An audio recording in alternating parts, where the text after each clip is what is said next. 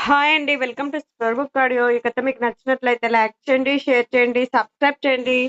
Bed rest కూడా నాకు 2 నెలలు కాదు, నెల రోజులే. కానీ డాక్టర్ చేత 2 నెలలని చెప్పించాను. ఎందుకంటే నీ బర్త్‌డేకి సర్ప్రైజ్ ఇవ్వాలని. అంతేకానీ ఇంకేం లేదు సంజు. కోపంగా సంజయ్ అక్కడి నుండి వెళ్ళబోతుండగా సారీరా అంటూ అతని చేతిని గట్టిగా పట్టుకుంది. సారీ చెప్తే తప్పు ఒప్పు అవుతుందా? నాకు కోపం వచ్చింది కూడా. బెడ్ రెస్ట్ విషయంలో కాదే. కానీ కోమా డ్రామా ఆడి నన్నెంతలా బాధపెట్టావో తెలుసా? నీ గురించి నేనెంత భయపడ్డానో నాకే తెలుసే.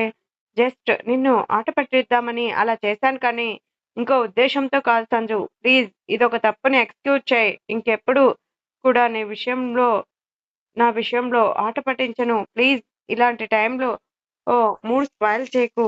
నీ పైన చాలా ప్రేమతో, ఇష్టంగా ఇదంతా చేశానంటూ అతుకుని తన కన్నీళ్లు అతని టీ షర్ట్‌ని దాటి గుండెని తడిపేస్తుంటే ఎక్కువసేపు వెట్టి చూపలేకపోయాడు సంజయ్. ఇం ఇంకెప్పుడు ఇలా చేయకే, నా ప్రాణం పోతుంది అంటూ తన నడుము చుట్టూ చేతులేసి హత్తుకున్నాడతను. చెయ్యను.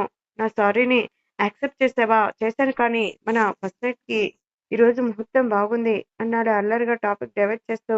హ్మ్. అన్నీ కనుక్కునే రెడీ చేశాను అంది సిగ్గుపడుతూ. నీ హెల్త్‌కి ఎలాంటి ప్రాబ్లమ్ లేదు కదా? అని గట్టిగా అల్ అడిగాడు గట్టిగా హత్తుకుని. లేదు. అయితే ప్రొసీడ్ అవ్వొచ్చా? అన్నాడు ఇంకా దగ్గరికి లాక్కొని తమకంగా మిడివంపుల్లో పెదవులతో రాస్తూ. హ్మ్. అంది వణికే గొంతుతో. తను అంగీకరించడమే ఆలస్యం. 2 చేతుల్లోకి ఎత్తుకొని బెడ్ దగ్గరికి తీసుకెళ్లి పడుకోబెట్టి లైట్ ఆఫ్ చేసి తన పైకి చేరి పెదవులు అందుకున్నాడు సంజయ్. లీలగా వినిపిస్తున్న గుండె చప్పుడుకి కళ్ళు తెరిచింది లక్కీ. తను సంజయ్ కౌగిల్లో ఉందని తెలియడానికి ఎంతో సమయం పట్టలేదు. తలెత్తి చూసిన తనకి మంచి నిద్రలో ఉన్న అతన్ని చూడగానే ఎక్కడలేని సిగ్గు ముంచుకొచ్చింది. నీ జతగా ఉండిపోవాలని చిన్నప్పటి నుండి ఎన్నో కలలు కన్నాను. నిన్ను మనస్ఫూర్తిగా పెళ్లి చేసుకున్నాను కానీ, నా మీద వేసిన నిందకు చాలా బాధ వేసింది కానీ, నువ్వు రియలైజ్ అయ్యి నీ ప్రేమని చూపించావు. నీ ప్రేమను చూస్తున్న నాకు, నాకంటే గొప్ప అదృష్టవంతురాలు లేదనిపిస్తుంది. ఇంతకంటే ఏ ఆడపిల్లకైనా ఇంకేం కావాలి? నువ్వు నా ప్రాణం సంజు. మనలో మనసులో అనుకుంటూ గట్టిగా హగ్ చేసుకుంది అతన్ని. నిమిషానికే తన నడుం మీద అతని చేతి పట్టు బిగుసుకోవడంతో మళ్ళీ అతని వైపు చూస్తుంది. కళ్ళు తెరిచిన సంజయ్ తన వైపు అల్లరిగా చూస్తుంటే సంజు ఏంటిది వదులు అంది సిగ్గుపడుతూనే నడుం మీద నుండి అతని చేతిని తీయాలని చూస్తూ. మరి నువ్వు చేస్తుందేంటే? నువ్వు నువ్వు గట్టిగా హగ్ చేసుకోవచ్చు. కానీ నేను నిన్ను హగ్ చేసుకోకూడదా అంటూ ఇంకా తనలోకి లాక్కున్నాడు. మాట్లాడాలని చూసిన ఒక్క అక్షరం కూడా బయటికి రాలేదు తనకి. డిమ్ లైట్‌లో కూడా మందారంలా ఎర్రగా మారిన బుగ్గలని చూసి బుగ్గపై ముద్దు పెట్టి ఫస్ట్ నైట్ కూడా అయింది కానీ, నువ్వు మాత్రం నాకు ప్రపోజ్ చేయలేదన్నాడు అలకగా. ప్రపోజ్ చేస్తేనే నా ప్రేమ నీకు తెలుస్తుందా? చేతుల్లో తెలియదా? అన్నీ తెలిసాయి కానీ నువ్వు ప్రపోజ్ చేస్తే ఏదో హ్యాపీనెస్ బొండం. ఐ లవ్ యూ సంజు కన్నా అనగానే షాక్ అయ్యాడతను.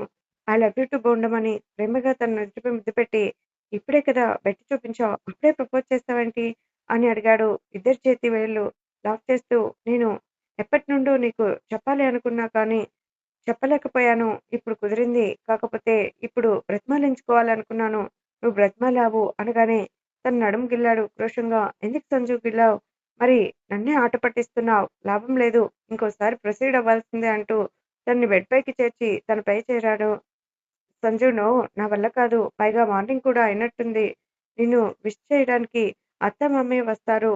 మన రూమ్‌కి వెళ్దాం ప్లీజ్. అయితే ఫస్ట్ మార్నింగ్ కూడా చేసుకొని అప్పుడు కిందికి వెళ్దామని తనకి మాట్లాడే ఛాన్స్ ఇవ్వకుండా పెదవులు అందుకున్నాడు Sanjay. White and dark blue colour సూట్‌లో కిందికి వస్తున్న సంజయ్‌ని చూసిన జయరాజ్, సురభి గార్లు మెరిసిపోయారు. దగ్గరికి రాగానే వాళ్ళ ముందు వంగి బ్లెస్సింగ్స్ తీసుకున్నారు. చల్లగా ఉండు నాన్న. ఇలాంటి పుట్టినరోజులు ఇంకా 100 చేసుకోవాలి నువ్వు అని అప్పటికే కలిపి పెట్టిన అక్షింతలు కొడుకు తలపై వేసి ఆశీర్వదించారు తల్లిదండ్రులు. హ్యాపీ బర్త్‌డే సంజు అని తండ్రి హగ్ చేసుకుంటే, పుట్టినరోజు శుభాకాంక్షలు నాన్న అంటూ తల్లి హగ్ చేసుకుంది. థాంక్స్ డాడ్, థాంక్స్ మమ్ అని వాళ్ళని అలాగే హగ్ చేసుకుని లక్కీ వైపు చూశాడు. చిన్నగా నవ్విన తను. ఈ రోజు నీ పుట్టినరోజు కదా సంజు. సూట్‌లో రెడీ అయ్యావేంటి? Important meeting dad. వెళ్ళక తప్పదు. అదేంటి బర్త్‌డే రోజు అలా ఎలా వెళ్తావు? మీ అబ్బాయికి తన బర్త్‌డే అని గుర్తు లేదు మామయ్య. అందుకే మీటింగ్స్ ఈరోజు ఫిక్స్ చేసుకున్నారేమో. Yes dad. అయినా త్వరగానే మీటింగ్స్ అయిపోయింది. మధ్యాహ్నం లంచ్‌లో మీతో పాటు ఉంటాను. కనీసం గుడికైనా వెళ్ళు నాన్న లక్కీతో పాటు. సాయంత్రం వెళ్తాను మామ్. Please understand. అలాగే సంజు నీ ఇష్టం. నీ బర్త్‌డే గ్రాండ్‌గా సెలబ్రేట్ చేయాలనుకుంటున్నాం. ఏమంటావు? No dad. మన ఇంట్లో సింపుల్‌గా చేయండి. మన family, Vishal family, Sameer family, Advik, వర్షితని ఇన్వైట్ చేయండి చాలు అని చెప్పి తల్లి చేసిన పాయసంతో నోరు తీపి చేసుకొని అదే బౌల్‌లో ఉన్న హాఫ్ భార్యకిచ్చి బాయ్ చెప్పి వెళ్ళాడు సంజయ్. నె night birthday boy cake cut చేశాక అందరికీ తినిపించి సెలబ్రేట్ చేసుకున్నాడు ఇంట్లోనే. అతని బర్త్‌డేకి ఇన్వైట్ చేసిన అందరూ రావడంతో ఇంట్లోకి డిన్నర్ చేసి ఇష్టంలో పడారు.